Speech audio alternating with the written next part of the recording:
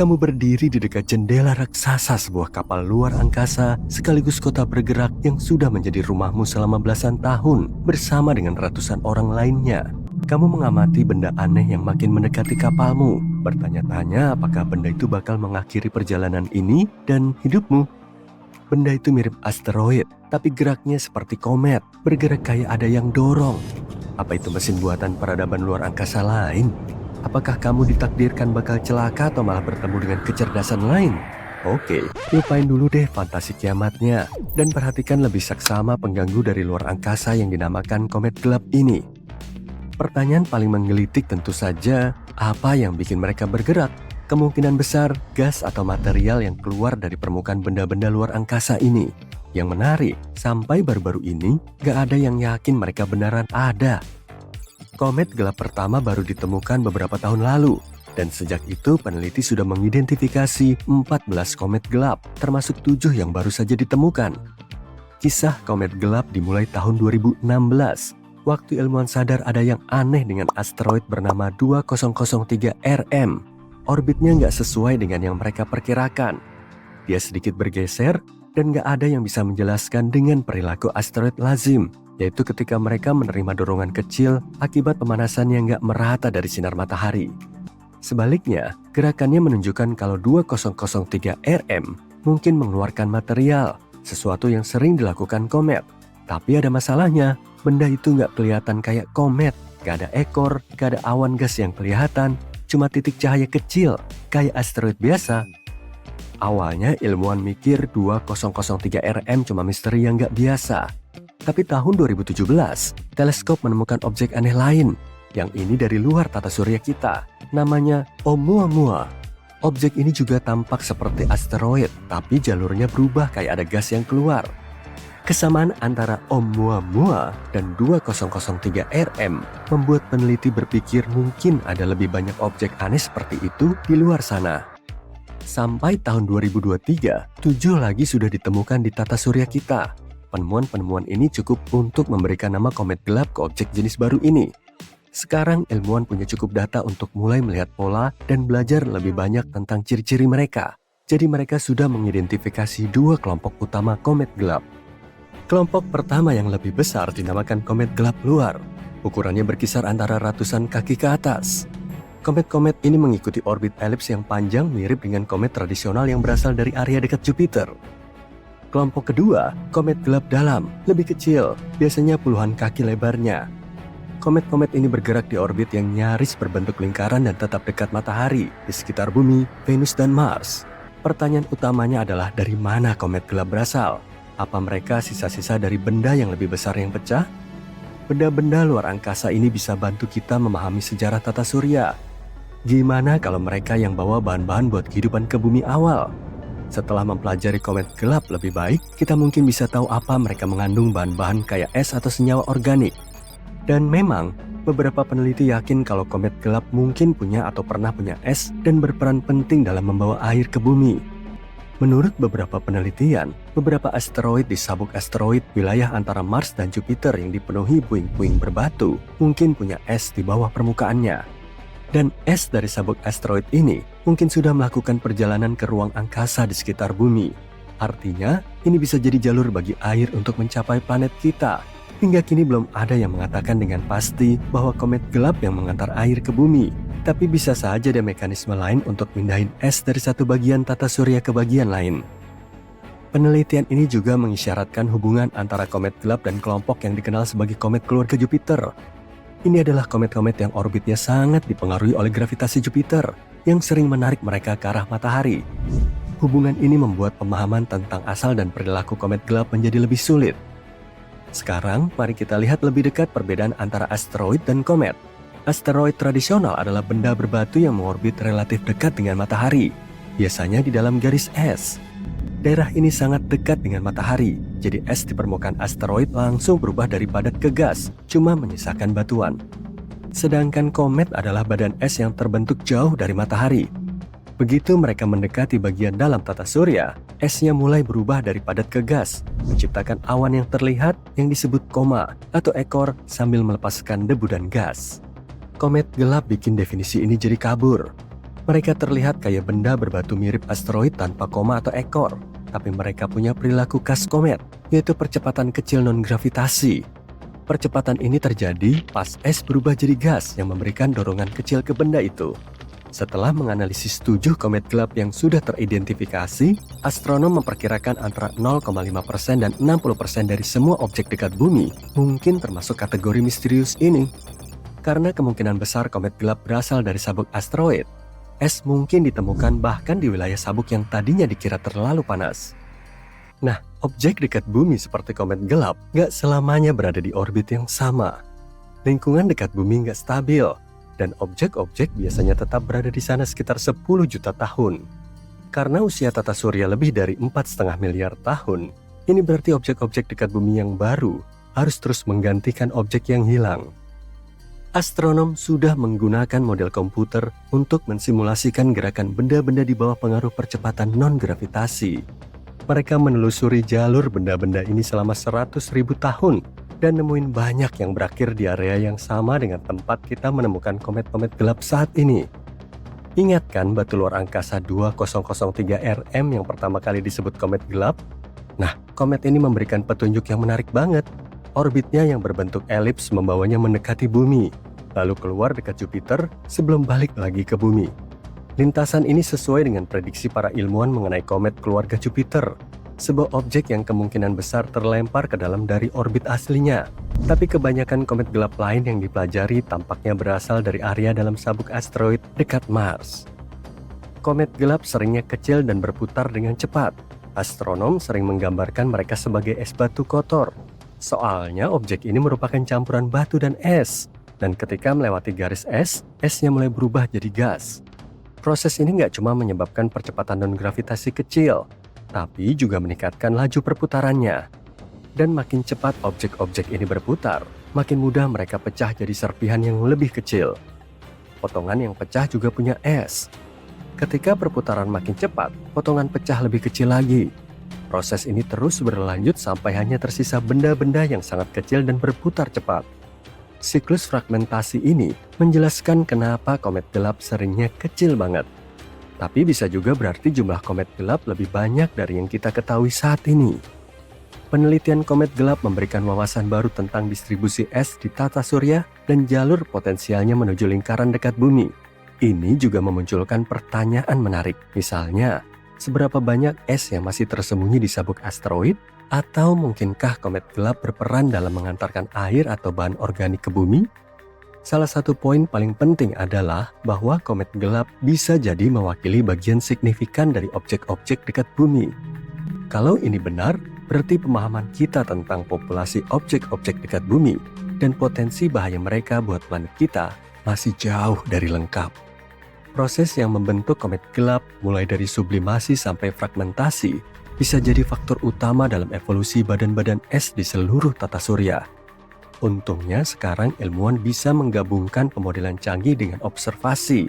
Hal ini bisa membantu kita memahami objek-objek langka yang mungkin menyimpan petunjuk tentang sejarah air dan kehidupan di bumi. Di sebuah galaksi yang sangat jauh, ada objek paling terang yang pernah ditemukan, yaitu ASAS-SN 15LH. Para astronom sangat kebingungan bertanya-tanya soal apa yang bisa menghasilkan energi sebesar itu. Tapi ketika mereka mengira sudah menemukan jawabannya, objek ini lenyap di kedalaman antariksa, hanya menyisakan kenangan samar dan beberapa astronom yang kebingungan. Beralih ke hari ini, tampaknya alam semesta telah memainkan lelucon kosmik pada kita. Benar sekali, ASAS-SN 15LH telah kembali. Dan kini lebih terang dari sebelumnya. Yuk kita lihat objek luar angkasa yang sangat terang ini.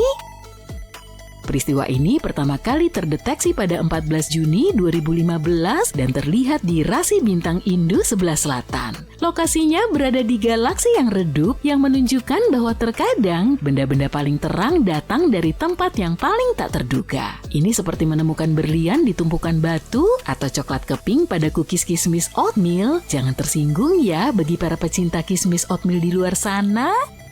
ASAS SN15LH begitu terang hingga jika berada di galaksi kita, dia akan bersinar lebih terang daripada bulan purnama. Bayangin tidak ada malam, tidak ada bintang, hanya ada benda misterius yang menerangi langit seperti senter raksasa. Bukankah itu keren dan agak menakutkan? Yang pasti ini adalah peristiwa astronomi yang sangat menarik. Pada puncaknya, bintang ini 570 miliar kali lebih terang daripada matahari kita. Saking terangnya, kamu bisa dibutakan olehnya bahkan dari jauh. Bayangin nih, pada tahun 2015, para astronom menemukan objek paling terang yang pernah diamati. Itu adalah penemuan luar biasa karena para ilmuwan tidak tahu apa itu. Apakah itu supernova? Apakah itu TDI? Benda apa ya? Tapi begitu mereka mulai mempelajarinya, benda ini mulai memudar. Itu sangat mengecewakan. Para ilmuwan hanya bisa berteori dan bertanya-tanya apa kemungkinan benda itu. Tapi kemudian, di luar dugaan, ASAS SN15LH muncul untuk kedua kalinya dan tiba-tiba menjadi lebih terang. Para astronom bertanya-tanya, "Wah, kok bisa ya? Apa benda itu bangkit dari kubur?" selama 40 hari, radiasi ultravioletnya bertambah dan meningkat 5 kali lipat. Kemudian radiasi tersebut sama selama beberapa bulan sebelum akhirnya menurun lagi. Para astronom pun berkata, "Oke, ini aneh." jadi apa sebenarnya benda ini dan apa yang menyebabkan kebangkitannya? Ada beberapa teori. Pertama, ada teori supernova super bercahaya. Supernova seperti akhir hidup sebuah bintang. Ketika sebuah bintang kehabisan bahan bakar, dia akan mencapai akhir hidupnya. Kemudian, bintang itu mengalami peristiwa dahsyat, melepaskan sejumlah besar energi dan cahaya. Peristiwa yang indah dan sangat terang ini disebut supernova. Ini seperti menjatuhkan mikrofon, hanya saja mikrofonnya adalah sebuah bintang. Jadi sebagian astronom menduga objek misterius ini mungkin sebuah supernova yang amat sangat besar. Jika dulunya sebuah bintang, ia mungkin 100 kali lebih masif dari matahari. Kita belum pernah melihat supernova seperti itu sebelumnya, tapi mungkin bintang ini sangat besar dan sangat menyukai perhatian. Selanjutnya ada teori magnetar. Jadi selama peristiwa supernova, inti bintang runtuh ke dalam dirinya sendiri dan membentuk objek yang sangat padat. Bayangkan marshmallow sebesar gunung, sekarang remaslah marshmallow itu sampai ukurannya kira-kira sebesar marshmallow biasa. Saking padatnya kalau kamu bisa berdiri di permukaan bintang neutron, yang mana nggak bisa lah, karena kamu akan tergencet gravitasi, beratmu akan setara 1 miliar gajah. Itulah yang terjadi pada bintang setelah bahan bakarnya habis. Inti yang tersisa dan sangat padat ini disebut bintang neutron. Jadi bisa dikatakan supernova layaknya pesta perpisahan sebuah bintang di mana bintang itu meledak dalam kobaran cahaya yang sangat terang. Dan bintang neutron adalah sisa-sisa yang tertinggal setelah pesta selesai, seperti kotak pizza dan kaleng kosong usai malam meriah bersama teman-teman. Sebagian ilmuwan menduga ASAS SN15LH mungkin serupa. Mereka menduga ini merupakan bintang yang kehabisan bahan bakar dan menjadi bintang neutron. Kemudian ia berputar sangat cepat sehingga menyemburkan materi yang sangat panas. Ini seperti saat kamu menyemprotkan air dari selang, tapi airnya sangat panas. Semburan ini bisa memanaskan materi di sekelilingnya dan membuat supernova menjadi lebih terang dari biasanya. Namun teman misterius kita ini bahkan lebih terang dari itu. Jadi teori ini mungkin salah, tapi nggak apa-apa, kita masih punya beberapa yang lain. Teori lain mengatakan itu disebabkan oleh tabrakan dua bintang neutron. Tabrakan semacam itu akan menghasilkan pemandangan yang sangat indah dengan banyak kilauan. Gagasan keren lainnya adalah ASAS SN15LH mungkin disebabkan oleh lubang hitam supermasif yang mencabik-cabik bintang yang berada terlalu dekat. Ini seperti monster lapar yang mengambil makanan lezat, tapi bukannya memakannya, monster itu malah mencabik-cabiknya dan membuat kekacauan besar. Teori ini mungkin yang paling keren ya.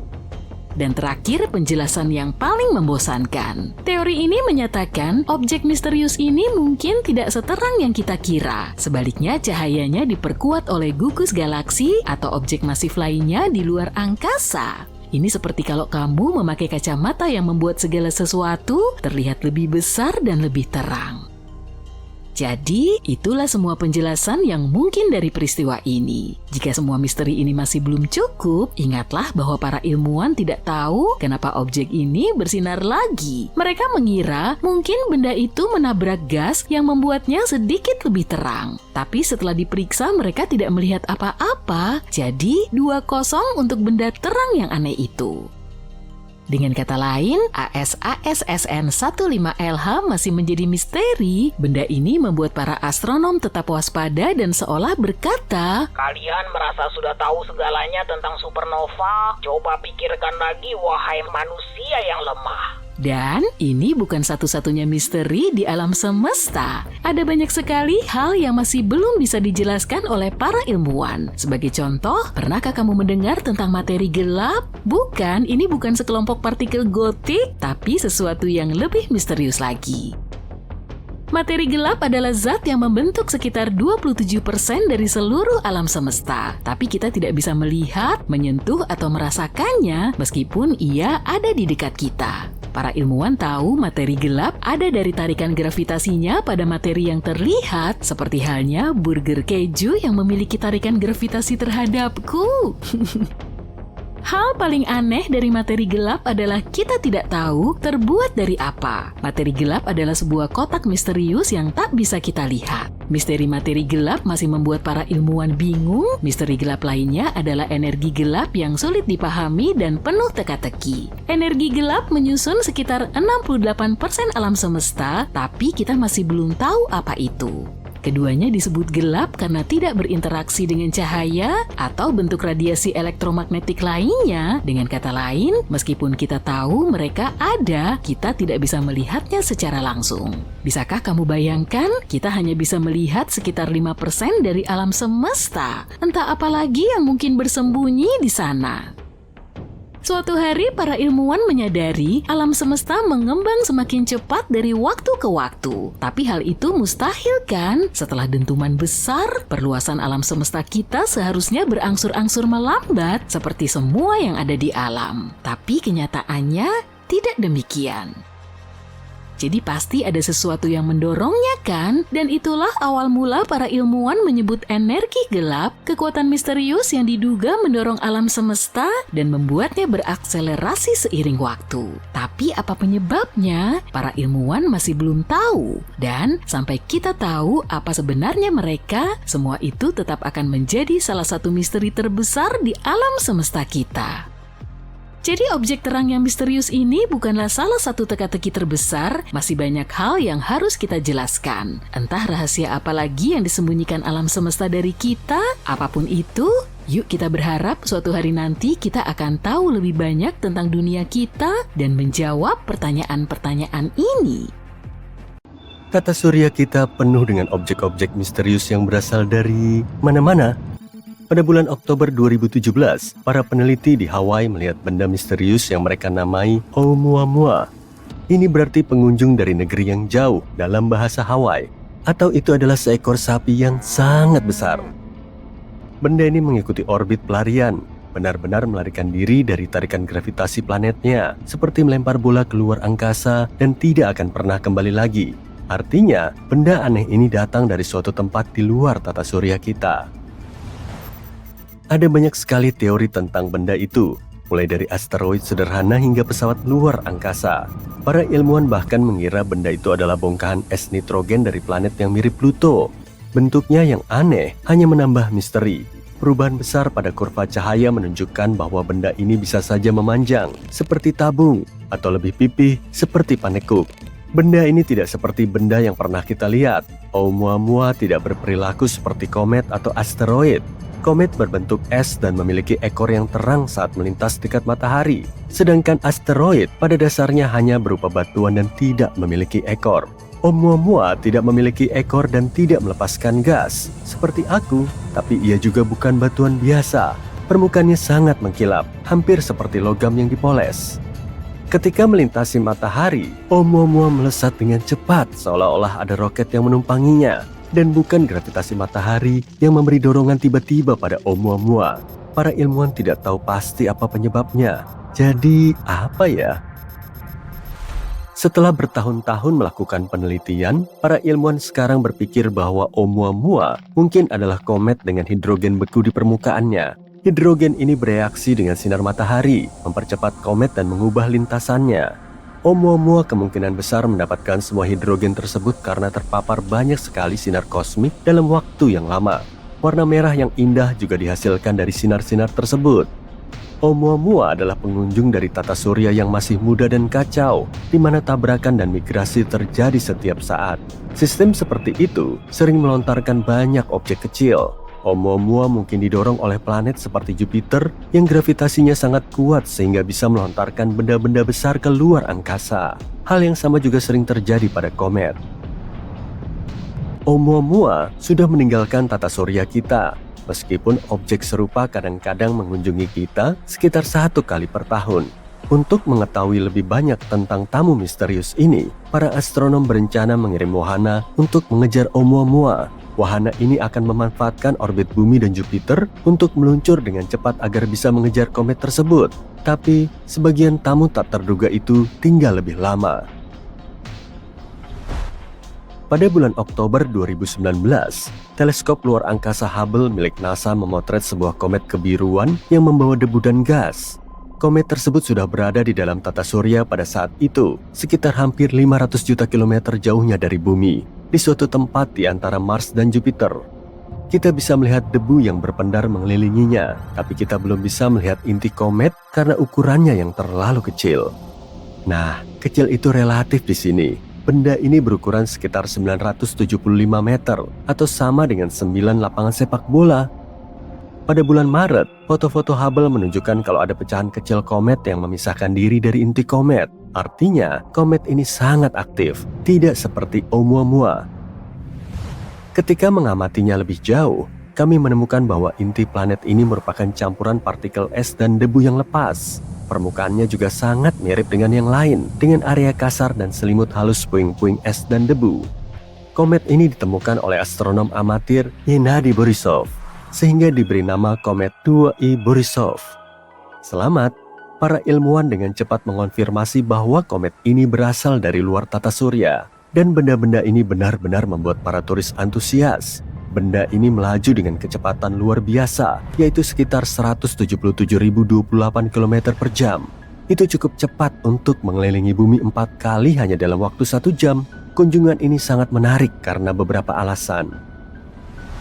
Sebagian besar komet di tata surya kita berasal dari sabuk Kuiper atau awan Oort. Sabuk Kuiper adalah area di luar orbit Neptunus. Sabuk Kuiper seperti cincin besar yang mengelilingi matahari yang dipenuhi dengan banyak objek kecil dan es. Semuanya merupakan sisa-sisa benda purba yang berasal dari masa ketika tata surya kita masih sangat muda.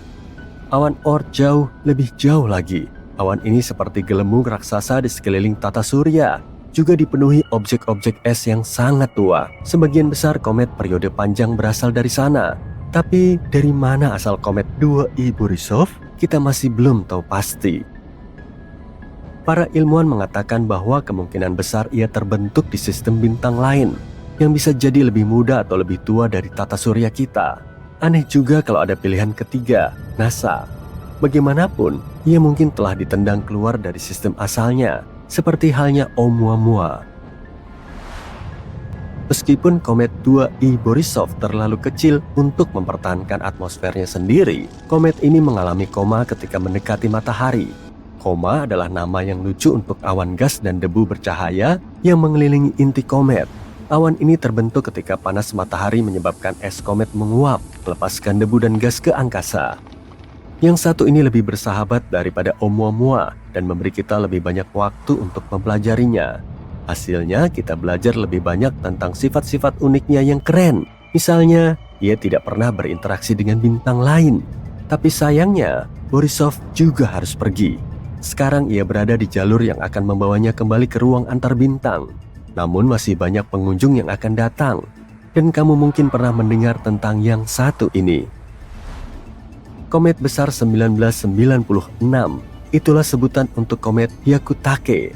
Nama komet ini juga diambil dari nama astronom yang menemukannya, Yuji Hyakutake. Kebetulan sekali komet ini ditemukan pada malam tahun baru. Pada tanggal 25 Maret 1996, benda ini melintas sangat dekat dengan bumi, hanya sekitar 0,1 satuan astronomi, sedikit lebih jauh dari bulan. Benda ini melintas di atas kutub utara. Ini merupakan salah satu perjumpaan komet terdekat dalam 200 tahun terakhir. Benda langit ini bisa dilihat di seluruh dunia dan tampak sangat terang dan indah di langit, membentang luas. Dan komet ini tidak hanya terlihat satu malam saja.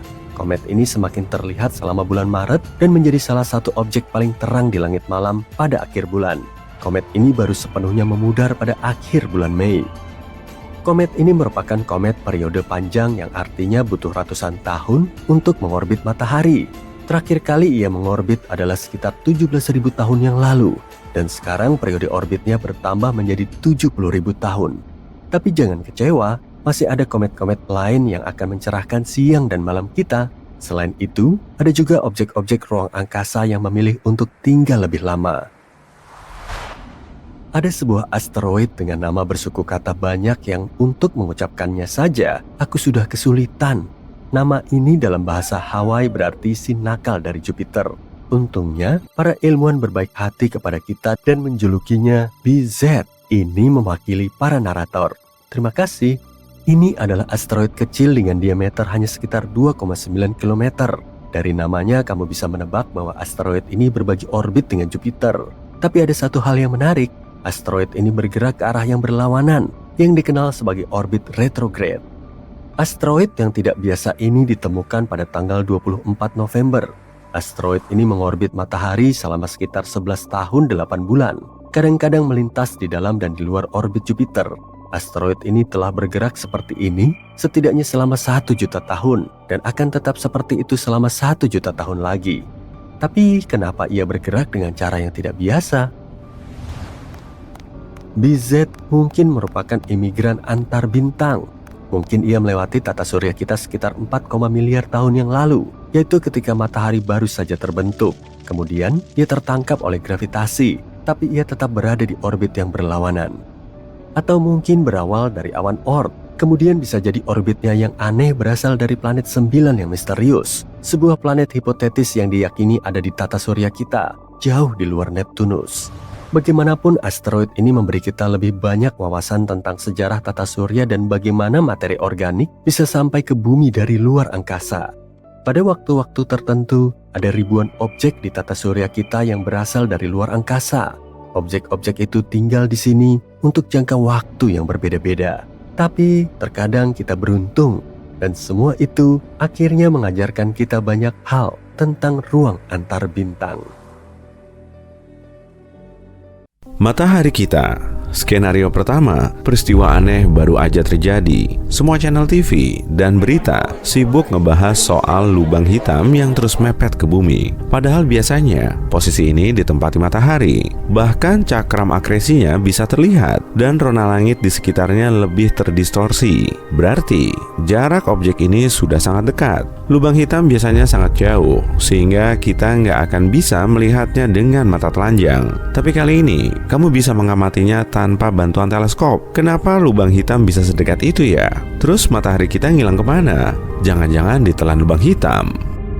Matahari terletak di pusat tata surya dan posisinya terbilang strategis. Cahayanya mampu memberikan kehangatan tanpa ngebakar tubuh kita. Panasnya juga menawan tiap kali terbit di ufuk timur dan terbenam di ufuk barat. Sang surya telah memberi kita kehidupan. Objek terbesar di tata surya kita ini mencakup 99,8% dari massa totalnya. Dan ukuran matahari gede banget, yaitu lebih dari 1 juta kali lipatnya bumi. Mungkin nggak ya kalau matahari kita bakal berubah jadi lubang hitam? Kalaupun mungkin, kejadian kayak gini masih terlalu dini. Prosesnya pasti bakal berlangsung lama kan? Bintang besar akan meledak menjadi supernova di akhir masa hidupnya. Lalu, bintang ini akan runtuh sendiri dan mengecil. Ukurannya jadi mungil banget, tapi masanya terus bertambah sampai berkali-kali lipat. Makanya, gravitasi lubang hitam sangat kuat, hingga cahaya yang terlalu dekat nggak akan bisa lolos. Semua bintang di alam semesta ini terus menyusut sampai akhirnya lenyap sendiri. Matahari kita kehilangan 4 juta ton massanya setiap detik, dan lambat laun, energi di alam semesta cuma akan dihasilkan dari lubang hitam. Objek misterius ini dikelilingi debu, gas, dan radiasi yang sangat membahayakan. Nggak kebayangkan kayak apa ngerinya kondisi di dekat lubang hitam? Semoga bumi kita dijauhin dari objek ini. Tata surya kita jadi gelap gulita tanpa panas dan cahaya. Merkurius dan Venus yang tadinya paling dekat dengan matahari aja langsung tertutup oleh lapisan es, apalagi bumi kita. Di zaman es baru ini, semua hal nggak akan bisa bertahan. Penolong yang ada mungkin hanyalah cakram akresi yang berputar sangat cepat hingga menghasilkan panas. Itu pun masih sangat berisiko. Kalau masa lubang hitam ini seberat matahari, semua planet akan tetap berada di orbitnya, termasuk bumi kita. Tapi kalau masanya lebih gede lagi, seperti yang tengah diamati oleh para saintis, tata surya kita akan langsung musnah. Skenario kedua, waduh, kenapa nih? Barusan kan masih siang bolong, kok tiba-tiba aja langsung gelap? Ini masih jam 2 siang loh, tapi semuanya udah gelap gulita. Bulannya juga kelihatan beda. Berita di TV melaporkan matahari kita telah hilang. Dan tahu-tahu, bulan kita nggak mengorbit bumi lagi. Posisinya sekarang berada di pusat tata surya. Dan waktu kita menjadi sangat singkat karena matahari sudah lenyap dari tata surya. Kita baru menyadarinya 8 menit 20 detik kemudian. Padahal, perpindahan energi matahari dari inti ke permukaannya bisa berlangsung selama jutaan tahun. Tapi cahayanya mencapai bumi cuma selama 8 menit 20 detik setelah merambat sejauh 150 juta kilometer. Kurang lebih sejauh itulah jarak sang bintang dari planet kita.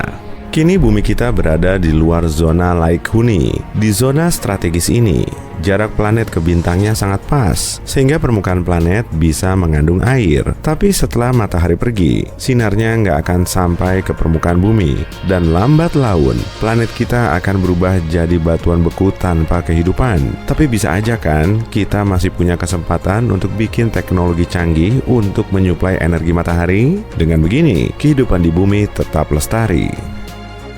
Kalau nggak gitu, para saintis dari peradaban lain mungkin akan mengeksplorasi bumi jutaan hingga miliaran tahun kemudian. Tujuannya untuk mencari bukti kehidupan yang pernah ada di dalamnya. Kita pun akan melakukan hal yang sama pada Mars dan planet lain di tata surya. Mungkin suatu planet memang nggak pernah menaungi kehidupan sama sekali. Dan mungkin juga di sana ada bukti organisme yang pernah hidup. Gravitasi juga penting bagi kehidupan kita. Dan geraknya bisa sengebut kecepatan cahaya. Tanpa matahari selama sekitar 8 menit, semua planet akan terus mengitari pusat tata surya yang kosong. Hingga akhirnya planet di situ akan melayang-layang tak tentu arah di ruang angkasa.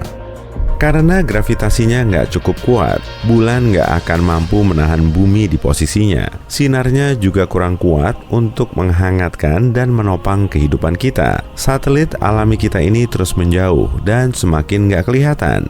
Tanpa bulan di dekat bumi seperti dulu, air laut cepat banget surut. Selain itu, planet kita jadi lebih berangin, bahkan tiupannya jauh lebih kuat. Dalam kondisi normal, kemiringan bumi kita sekitar 23,5 derajat, dan dengan begini, kita bisa ngerasain perubahan musim dan cuaca. Tapi posisinya sekarang udah berubah total jadi sangat miring. Akibatnya, suhu bumi menjadi sangat dingin cuma dalam hitungan sepersekian detik. Waktu kita udah mepet banget, orang-orang menjerit histeris karena panik, dan sekitar 1 menit lagi, kita akan terlempar ke kegelapan tanpa ujung.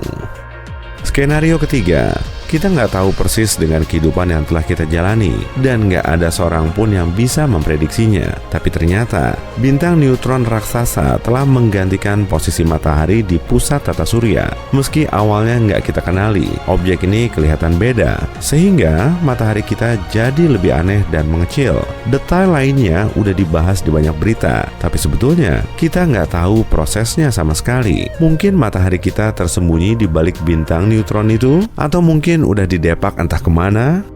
Bintang neutron adalah objek langit terpadat yang kita ketahui. Masanya sekitar 2 kali lipatnya matahari, tapi ukurannya kecil. Diameternya cuma sekitar 15 km atau seukuran satu kota. Bintang neutron terbentuk saat bintang besar kehabisan bahan bakar dalam ledakan besar.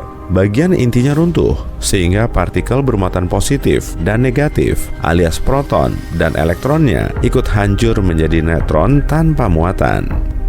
Situasinya menjadi sangat sulit, dan sebenarnya kita tinggal nunggu waktu aja. Gravitasi bintang neutron 2 miliar kali lebih kuat daripada gravitasi bumi. Jadi, matahari baru kita ini akan menarik semua planet ke arahnya. Dan akhirnya, seluruh planet di tata surya kita akan hancur. Bahkan prosesnya telah berlangsung. Planet mulai meninggalkan orbit stabilnya karena tertarik oleh bintang neutron yang sangat kuat. Kondisinya langsung berubah jadi kacau balau. Dan parahnya lagi, bintang neutron bisa berputar lebih dari 700 kali setiap detik, sedangkan matahari kita berotasi tiap 27 hari sekali. Jadi, setelah menghancurkan semua planet, bintang ini akan terus berputar di seluruh alam semesta. Geraknya diperkirakan mencapai 1/5 kalinya kecepatan cahaya. Mungkin bintang ini sesekali akan melambat atau tersendat sih, tapi mungkin juga enggak. Setelah ribuan tahun, banyak bintang neutron mulai melambat kemudian padam. Tapi prosesnya nggak selalu begitu. Kalau bintang neutron berdekatan dengan bintang lain, ia akan mengorbit bintang itu kemudian melahap atmosfernya sampai runtuh. Lalu, bintang ini akan berubah menjadi lubang hitam raksasa dan matahari kita akan padam. Saat bintang neutron itu lahir, matahari sudah berumur 4,6 miliar tahun. Jadi sudah mencapai setengah dari masa hidupnya. Matahari telah membakar setengah hidrogennya dan masih memiliki cadangan yang cukup untuk dipakai 5 miliar tahun lagi. Menurut perkiraan, matahari akan padam saat ukurannya sebesar bumi, dan setelah kehabisan bahan bakar, sang bintang akan runtuh sendiri. Bobotnya masih tetap melar, tapi volumenya akan seperti planet kita. Kehidupan nggak akan terbentuk tanpa matahari, dan endingnya bisa dibilang sama aja. Tapi proses ini berlangsung sangat lambat, jadi kemungkinan manusia sudah nggak di tata surya ini lagi. Tapi bintang neutron bikin prosesnya berlangsung sangat cepat dan amburadul. Kalau ada bintang neutron yang lagi aktif di galaksi lain nun jauh di sana, kita cuma akan melihatnya dalam bentuk kedipan cahaya yang dinamakan dengan pulsar. Padahal di situ ada ledakan besar. Boom! Kobaran api mulai menyebar di sekitar pusat benturan, melalap habis semua objek yang dilaluinya. Ombak yang naik oleh ledakan mulai membanjiri kota-kota besar. Gempa bumi dahsyat meruntuhkan gedung pencakar langit layaknya tumpukan kartu yang ambruk. Inilah dampak yang mungkin terjadi setelah bumi dan objek antar bintang pertama dalam sejarah saling bertabrakan. Para ahli mendeteksinya pada tahun 2017, tapi mereka masih belum bisa menjelaskan jenis spesifiknya. Mungkin itu berupa asteroid, komet, atau pesawat antariksa dari peradaban angkasa luar. Tapi sejauh ini, mereka menamainya sebagai Oumuamua. Mirip kayak suara sapi dalam bahasa Hawaii ya. Meskipun belum diketahui jenisnya, kecepatannya jauh lebih ngebut dari asteroid lain, yaitu sekitar 87 km per detik. Kalau bisa terbang sengebut ini, kamu akan melintasi Amerika Serikat dari pesisir barat ke pesisir timur maksimal selama 3 menit. Jadi, asteroid ini bisa melesat dari bumi ke matahari cuma dalam waktu 2 bulan. Sedangkan roket kita bisa melaju hingga 27.000 km per jam. Jadi, perjalanan melintasi Amerika Serikat dengan wahana ini akan memakan waktu sekitar 9 menit. Banyak ilmuwan berspekulasi kalau itu cuma objek buatan yang diciptakan oleh peradaban super maju. Nggak tahu juga sih. Tapi bentuknya yang panjang dan ramping memang mendukung teori mereka. Jadi, wujudnya sangat mirip dengan pesawat antariksa. Panjangnya sekitar 1 km, jauh lebih besar dari Menara Eiffel. Untuk mengonfirmasi Oumuamua sebagai pesawat antariksa milik makhluk lain, para saintis mengarahkan sejumlah teleskop radio ke objek tersebut. Kalau peradabannya menggunakan alat komunikasi atau memindai kita dengan teknologi mereka, kita bisa mendeteksinya. Tapi yang ada cuma keheningan total. Nah, kira-kira begitu. Nggak ada gelombang radio yang terdeteksi. Meski begitu, teori peradaban luar angkasa nggak serta-merta nihil. Untuk mengetahui lebih pasti, para saintis perlu tahu berat objek tersebut. Jadi, mereka perlu memanfaatkan cahaya, lebih tepatnya pantulannya. Singkatnya, tiap materi akan memantulkan cahaya secara berlainan. Misalnya saja, kita nemu batu hitam misterius yang menyerap hampir semua cahaya. Jadi cuma bagian kecilnya aja yang dipantulkan lagi. Lihat katalog yang ada. Dan ternyata itu arang. Dengan mengetahui ukuran dan bahan pembentuk suatu objek, kita bisa nentuin beratnya. Jadi, kita perlu mengamati banyaknya cahaya yang dipantulkan oleh objek ini. Dan saat para ilmuwan mengarahkan teleskop mereka, Oumuamua memantulkan warna yang sama dengan besi dan sejumlah batuan padat. Oumuamua juga terus-terusan memancarkan kilatan terang, kemudian memudar dan akhirnya bersinar lagi. Artinya objek ini berputar, tapi nggak berputar pada porosnya seperti panah, melainkan ke sembarang arah dan kedua ujungnya bergerak naik turun secara bergantian. Semua objek atau pesawat antariksa buatan akan hancur oleh putaran seperti ini. Tapi Oumuamua tetap utuh, artinya objek ini terbuat dari bahan super keras yang bisa mencegahnya hancur. Oumuamua juga nggak berongga seperti pesawat antariksa, tapi padat. Objek ini sangat misterius karena geraknya sangat cepat dan sebagian komet memang punya kecepatan yang sama atau jauh lebih ngebut tapi juga punya efek roket. Saat pesawat antariksa meluncur dari landasan peluncuran, mesinnya akan mengeluarkan api. Setiap detiknya, roket mencampur bahan bakar dengan oksigen, kemudian menyalakannya, dan akhirnya mengeluarkan campuran tersebut dengan kecepatan ekstrim. Menurut hukum fisika, mekanismenya seperti mendorong dinding. Roket ini seperti melompat dari gas pembakaran yang dilemparkannya ke bawah. Dengan begini, roket akan menghasilkan gaya dorong dan berakselerasi. Fungsi komet juga hampir sama. Sinar matahari menabrak permukaan komet. Unsur cahaya seperti es mulai menguap, gas ini bergerak ke satu arah, sedangkan kometnya bergerak ke arah berlawanan. Sama seperti roket, komet mendorong gas yang menguap, kemudian berakselerasi. Gas ini juga membentuk ekor panjang komet, seolah-olah batu besar ini menyeret semua gas di belakangnya. Atau seperti mobil yang menarik udara saat melesat dengan kecepatan tinggi. Tapi Oumuamua bukan komet, jadi nggak punya ekor dan nggak punya efek roket seperti komet. Jadi objek ini nggak bisa bergerak secepat komet. Tapi sebagian ilmuwan meyakini Oumuamua pernah punya ekor. Meski baru ditemukan pada tahun 2017, Oumuamua telah memasuki tata surya kita pada tahun 1995 dan sejak saat itu sudah terbakar sinar matahari. Saat asteroid ini ditemukan, sekitar 95% komponennya telah hilang, menguap. Ilmuwan lain memperkirakan Oumuamua sudah secepat ini sejak dilahirkan di tempatnya yang jauh, tepatnya di dalam sistem bintang atau nebula lain. Mungkin telah terjadi tabrakan eksoplanet dahsyat dengan objek kosmik lain. Ledakan energi dari tabrakan kemudian melontarkan bongkahan panjang ini keluar angkasa, atau mungkin telah terjadi ledakan supernova. Saat mencapai akhir masa hidupnya, bintang berubah menjadi raksasa merah atau versi bintang yang lebih besar hingga ratusan kali lipat. Kemudian, bintang ini menyusut dan meledak dengan kekuatan dahsyat. Gelombang ledakannya bisa bergerak sejauh bertahun-tahun cahaya dari pusat ledakan. Ledakan ini juga menjadi salah satu peristiwa paling benderang di alam semesta. Jadi, supernova mungkin telah menghancurkan sejumlah eksoplanet hingga berkeping-keping. Contohnya, Oumuamua. Objek antariksa ini mendapat banyak energi dan kecepatan sehingga mulai bergerak menuju bumi. Mungkin karena itulah arah putaran Oumuamua sangat sulit diprediksi. Tapi baru-baru ini, para ilmuwan mengusulkan teori kalau Oumuamua berbentuk balok es raksasa. Es yang biasa kita lihat terbuat dari air atau H2O, tapi di Oumuamua kemungkinan terbuat dari nitrogen es atau N2. Es ini diperkirakan telah utuh di medium antar bintang selama 500 juta tahun dan saat tiba di tata surya, es nitrogen ini bisa memantulkan 2/3 sinar matahari. Jadi, suhunya nggak terlalu panas dan akibatnya Oumuamua nggak punya ekor. Es nitrogen yang sama juga terdapat di Pluto dan Triton, salah satu satelit Neptunus. Jadi Oumuamua berasal dari eksoplanet es serupa. Tapi kita cuma bisa memastikannya dengan mengirim probe antariksa. Para ilmuwan telah menyusun rencana bernama Proyek Lyra. Dan Oumuamua meninggalkan tata surya kita dengan kecepatan tinggi, jauh lebih ngebut daripada kecepatan roket kita. Dan kita harus terus ngejar batu ini sebelum jaraknya terlalu jauh. Untuk merealisasikan rencana ini, kita bisa menggunakan manuver gravitasi. Probe antariksa mulai terbang di dekat Jupiter, kemudian melewatinya untuk menambah kecepatan dengan memanfaatkan gravitasi. Setelah itu, probe akan menuju ke matahari dan terbang sedekat mungkin agar terlontar seperti katapel ke Oumuamua.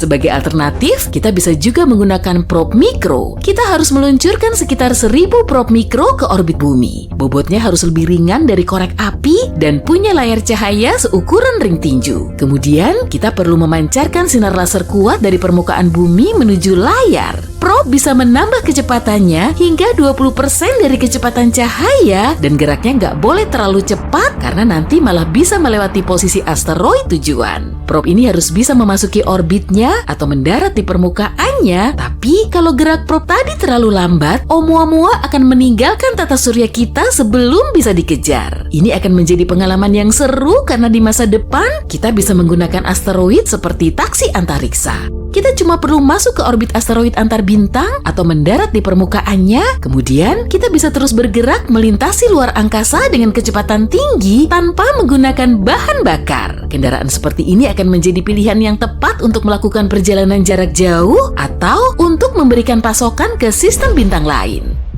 Tapi kenapa kita harus takut dengan objek antariksa seperti ini ya? Tabrakan dengan asteroid seukuran Oumuamua bisa memusnahkan kehidupan dalam satu negara. Kalau objek ini membentur laut, ombak setinggi gedung pencakar langit mungkin akan terbentuk. Para ilmuwan terus mengupayakan cara untuk melindungi kita dari objek seperti ini, salah satunya dengan teknik tabrakan. Saat mendeteksi objek yang berpotensi membahayakan, kita bisa mengirim pesawat antariksa ke lokasi.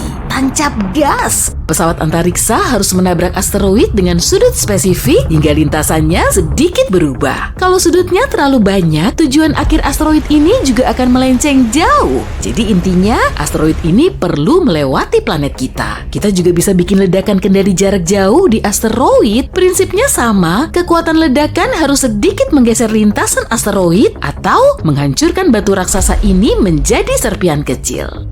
Asteroid berdiameter 24 meter akan terbakar habis di atmosfer kita karena gesekan udara. Batu sebesar 24 meter sampai 0,8 km gak akan terbakar sempurna dan pasti menyebabkan kerusakan di area tertentu. Kalau ukurannya lebih besar, udah pasti sangat membahayakan. Metode tradisional yang ada di film sci-fi adalah menaruh mesin roket di asteroid. Dengan begini, lintasan batu antariksa ini akan berubah dan bisa dikendalikan. Kita juga bisa menggunakannya untuk menabrak asteroid lain. Udah kayak permainan biliar di ruang angkasa kan? Bunyi aneh tidak biasa yang entah dari mana datangnya menyebar di seluruh galaksi kita. Terus berulang-ulang dan ini belum pernah kita dengar. Para ilmuwan menemukannya pada tahun 2020 dan ini tidak menyerupai energi apapun yang pernah mereka pelajari. Berbagai sinyal radio kuat dan terang muncul dari waktu ke waktu yang secara misterius menghilang dalam sehari. Sinyal ini tidak sesuai dengan profil objek ruang angkasa apapun yang kita kenal. Sinyal itu agak mengganggu dan lenyap begitu saja. Saat para ilmuwan mencoba mencocokkannya dengan beberapa teleskop lain, sinyal itu menghilang. Bintang-bintang bermassa rendah terkadang menyala dengan energi radio, tapi bukan, karena sebagian besar bintang-bintang ini disertai sinar X. Bintang-bintang sangat padat yang kolaps seperti pulsar dan magnetar juga bukan pilihan. Solusi terdekat yang mereka punya adalah kelas objek misterius yang kita kenal sebagai Galactic Center Radio Source. Ini adalah sumber sinyal radio yang menjadi terang dan bersinar dengan cepat. Sinyal itu rusak di dekat pusat galaksi kita dan bisa membantu mengungkap misteri alam semesta.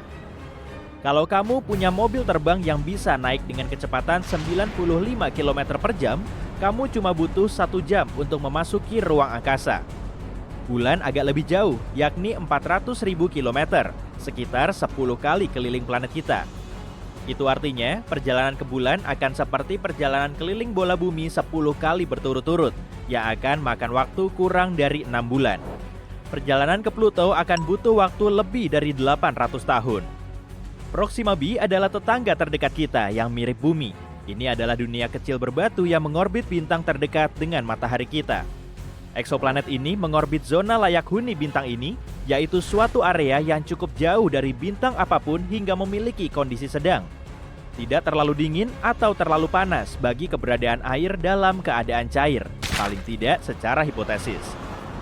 Jika kamu mencoba pergi ke Proxima b dengan kecepatan roket bulan Apollo, yaitu 40.200 km per jam, kamu butuh waktu 112.000 tahun untuk sampai di sana. Mungkin kamu tidak akan bisa bernapas di sana, Tak ada yang tahu apakah Proxima b punya atmosfer. Manusia mengeksplorasi alam semesta sepanjang waktu, tapi kita cuma bisa melihat sekitar 5% materi di atas sana. Dan Albert Einstein adalah orang pertama yang menyadari ruang angkasa hampa sebetulnya tidak kosong.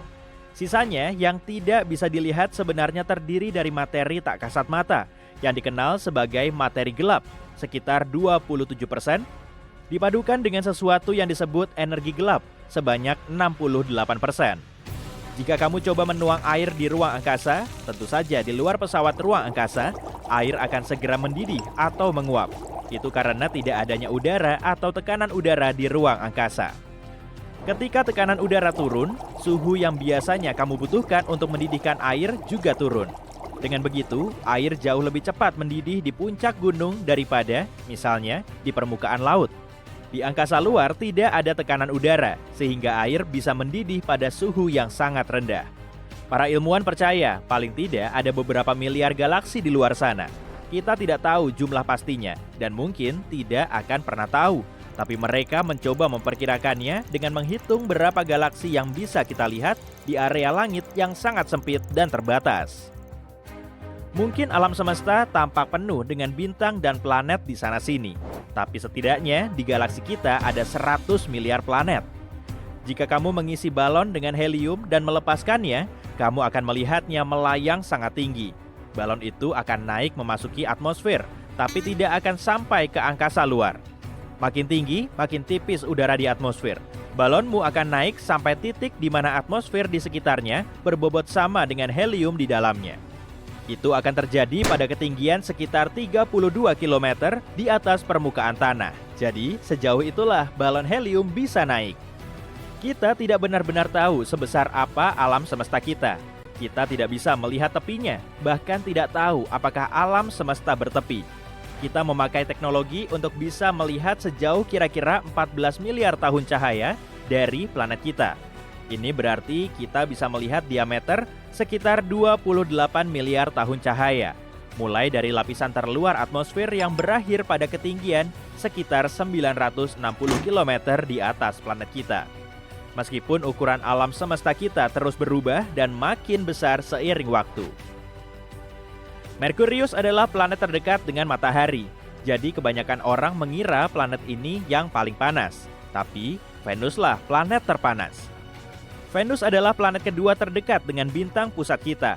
Jaraknya dari matahari sekitar 48 juta kilometer lebih jauh dibanding Merkurius. Merkurius tidak memiliki atmosfer yang bertindak sebagai selimut penghangat dan membantu mempertahankan panas dari matahari. Venus memiliki atmosfer yang tebalnya tak terduga, sekitar 100 kali lebih tebal daripada atmosfer kita. Atmosfer Venus tidak memungkinkan panas keluar. Planet ini menahannya sehingga membuat Venus makin panas. Sebagian besar atmosfer Venus juga terdiri dari karbon dioksida yang dengan bebas membiarkan energi matahari masuk, tapi tidak begitu transparan untuk kehilangan radiasi gelombang panjang yang dilepaskan permukaan planet panas itu. Rata-rata suhu di sana sekitar 460 derajat Celcius, cukup panas untuk melelehkan kaleng. Suhu maksimal di planet tetangganya, Merkurius, adalah 420 derajat Celcius. Mungkin dalam 2 miliar tahun lagi, suhu di planet kita yang berharga ini akan terlalu panas bagi kehidupan. Seiring ratusan juta tahun berlalu, matahari kita akan terus bertambah panas dan terang. Akhirnya, suhunya akan begitu tinggi hingga lautan kita yang indah akan hilang. Karena lautan menghasilkan 70% oksigen yang kita butuhkan untuk hidup, maka tak akan ada lagi kehidupan. Semua ini berarti planet kita cuma akan menjadi gurun luas, seperti halnya Mars sekarang. Sebenarnya, diameter Pluto, mantan planet sangat jauh yang sekarang menjadi planet Katai, lebih kecil dibanding seluruh Amerika Serikat. Jarak terjauh di sana dari Maine ke California Utara, kira-kira 4.700 km. Sedangkan diameter Pluto cuma 2.371 km. Pluto sangat jauh, tapi tepi tata surya kita 1000 kali lebih jauh daripada jarak ke planet Katai ini. Tapi para astronom menemukan banyak objek ruang angkasa yang mengorbit matahari kita yang jaraknya lebih jauh dibanding Pluto. Juga terdapat awan komet Oort yang jauhnya setengah tahun cahaya dari Pluto, yang juga 1000 kali lebih jauh. Bintang neutron benar-benar berat. 1 sendok teh saja yang berisi bintang neutron beratnya akan mencapai 6 miliar ton. Bintang neutron adalah sisa-sisa dari bintang besar yang telah kehabisan bahan bakar. Bintang yang memudar ini meledak dan intinya berserakan. Tapi karena gravitasi, terbentuklah bintang neutron yang super padat. Biasanya, massa bintang seperti ini sampai 3 kali massa matahari. Tapi radiusnya cuma 9,65 km. Sebab ini adalah salah satu benda paling padat di alam semesta, setidaknya yang kita ketahui. Alam semesta mempunyai warna, dan warnanya itu semacam krem atau disebut juga cosmic latte. Alam semesta juga berbau. Baunya mengingatkan kita akan steak panggang atau logam panas. Setidaknya begitulah kata para astronot yang melayang-layang di ruang angkasa sana. Jika kamu ingin membuat pakaian antariksa, siap-siap aja kerja keras. Kita butuh 5.000 jam untuk membuat pakaian antariksa dan biayanya lebih dari 14 miliar rupiah. Pakaian astronot yang sangat bagus terdiri dari 11 lapis bahan dan beratnya sekitar 50 kg. Dan pakaian ini harus nyaman. Kamu butuh lebih banyak ruang di dalamnya sebab tubuhmu akan memanjang sekitar 5 cm di ruang angkasa. Saat kamu sedang melayang-layang di antariksa, gravitasi bumi tidak berdampak kepadamu. Itu sebabnya tulang belakangmu memanjang dan sedikit rileks, yang artinya mungkin kamu akan 3% lebih tinggi. Untuk 180 cm, tambahannya akan sekitar 5 cm. Tapi tenang, ini tidak permanen. Begitu turun ke bumi, kamu akan menyusut lagi ke ukuran biasa dalam beberapa bulan. Kalau kamu mau ngobrol sama teman, sebaiknya jangan di ruang angkasa ya, sebab di atas sana bunyi sama sekali tidak merambat. Di sana, jarak antar molekul begitu jauh, sehingga getaran bunyi tidak bisa menjangkaunya, yang secara otomatis berarti molekul itu tidak bisa bergetar. Film-film tidak akurat dalam hal ini. Tak seorang pun bisa mendengarmu berteriak di angkasa luar. Kita bisa dibilang hidup di dalam matahari. Matahari bukan saja bola cahaya panas besar yang lokasinya 150 juta kilometer dari kita. Atmosfer luarnya jauh lebih luas lagi. Atmosfer ini melebar jauh di luar permukaan yang bisa kita lihat. Orbit planet kita melewati atmosfernya yang sangat tipis. Buktinya adalah ketika semburan angin matahari menghasilkan aurora australis dan borealis. Itu berarti bisa dikatakan kita tinggal di dalam matahari. Bukan cuma kita, planet-planet lain juga, termasuk Neptunus yang jauh. Heliosfer, yaitu atmosfer terluar matahari, membentang sampai sekitar 16 miliar kilometer. Saat para astronom memulai proyek untuk menyusun detail peta 3D di galaksi kita, mereka terpukau dengan penemuan baru mereka. Kira-kira begitulah yang terjadi saat ilmuwan asal Harvard, Dr. Anna Bernacka, mengamati keanehan di aliran bintang galaksi kita. Aliran bintang adalah barisan bintang yang bergerak bersamaan melewati galaksi. Nah, kali ini kita spesifik ngomongin aliran bintang GD1 ya, yang terbentang dalam garis panjang di langit kita. Aliran ini dulunya berupa satu garis kohesif yang terbentang oleh gravitasi galaksi kita. Dr. Bernacka melihat di dalamnya ada celah yang bertepi kasar dan aneh. Rupanya, objek besar baru saja menembus aliran bintang itu dan gaya gravitasinya sangat kuat hingga mampu menyeret sejumlah bintang di belakangnya. Anehnya, teleskop nggak bisa mendeteksi sumber kerusakan itu. Udah kayak peluru raksasa tak kasat mata ya. Tapi kira-kira objek apa ya yang punya kekuatan sedahsyat ini? Menurut salah satu teori, objek itu mungkin saja bintang pengembara. Tapi menurut Dr. Bernacka, lubang yang dihasilkan jauh lebih besar dari semua jenis bintang. Ukurannya pasti 1 juta kali lebih besar dari matahari kita. Mungkin nggak sih kalau lubang di Bima Sakti itu telah koyak oleh lubang hitam supermasif seperti yang berada di pusat galaksi kita? Saat dua lubang hitam sangat berdekatan, keduanya nggak akan bisa lolos dari gravitasi lubang hitam lain. Akibatnya, terjadi benturan dahsyat. Lalu, lubang hitam yang lebih kuat akan menelan yang lebih lemah, dan lubang hitam super besar kemudian muncul. Tapi manusia belum pernah menyaksikan benturan antar lubang hitam, dan ilmuwan juga nggak bisa memprediksi konsekuensi dari peristiwa ini. Meskipun mereka telah melakukan simulasi dengan komputer canggih. Yang jelas, benturan ini akan menghasilkan energi yang sangat besar. Gelombang raksasa akan menjalar di seluruh alam semesta, yang lambat laun akan menghantam planet kita. Kemudian, dua lubang hitam di suatu galaksi bisa saja nggak saling menyatu. Gini deh, semisal nih, lubang hitam supermasif yang ukurannya ratusan juta kali lebih besar dari matahari, berputar-putar di pusat Bima Sakti, dan kecepatannya super ngebut. Lubang hitam lain juga berputar mendekati lubang hitam kita tadi. Menurutmu, apa yang akan terjadi? Salah satunya akan terpental keluar lalu melesat hingga jauh, seperti frisbee yang melayang di udara. Lalu siapa yang berani jamin kalau lubang hitam ini nggak mengarah ke bumi? Tapi untungnya di dekat bumi nggak ada lubang supermasif, sehingga teori ini nggak bisa dijadikan dasar untuk menjelaskan fenomena lubang peluru misterius itu. Dr. Benaka masih meyakini kalau penyusup itu kemungkinan objek yang bersinar mirip bintang. Setelah mengoyak Bima Sakti, ia pasti ngumpet di dalamnya. Tapi sekali lagi, hal ini terdengar mustahil karena ukurannya sangat besar. Diameternya saja sekitar 30-65 tahun cahaya. Tetap aja sih, objek yang bersinar sulit banget diprediksi lokasi jatuhnya. Lesatan objek itu pasti sangat cepat dan ukurannya nggak harus super besar kok, sampai bisa mengoyak aliran bintang. Atau bisa juga gerakannya lebih lambat, tapi bobotnya sangat berat. Para astronom belum tahu pasti kemungkinannya, dan mereka kesulitan memprediksi lokasi jatuhnya benda ini.